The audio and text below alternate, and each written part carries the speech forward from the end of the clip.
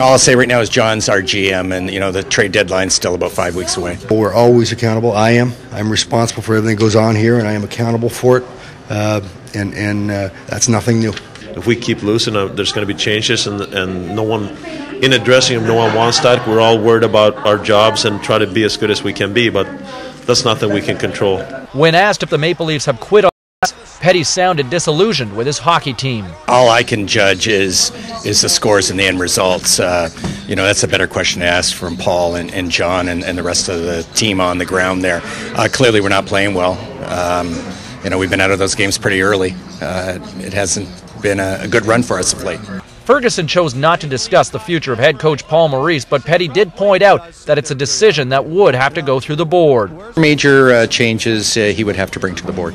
Now, at the same time, we have a track record in my 10 years of all the teams, coaches never being turned down on a move. Captain Matt Sundin defended his coach, saying that Maurice hasn't lost the room. That's speculations. I have no idea where he gets that information from. I haven't heard any player in our dressing room that complains about the coaches or try to put the blame anywhere else. Ferguson says he continues to talk to other GMs around the league and said those talks continued on Friday. Now, there has been lots of discussion about how MLSE's executive board has handcuffed Ferguson's ability to make changes, but Petty was also quick to defend the upper brass, saying it's all part of sports. Major decisions in every team, either owners weighing in, the board, whatever. I think it's naive to think that major moves are not run by a board.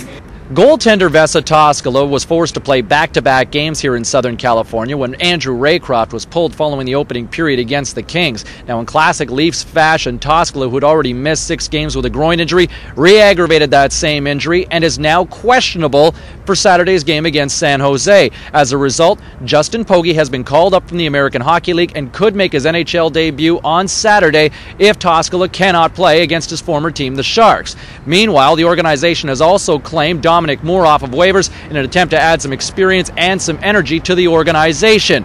In the meantime, Leaf fans continue to wonder, will there be a move made on the ice, behind the bench, or even in the front office? At this point, they're almost begging for it. James Cybulski, TSN, Los Angeles.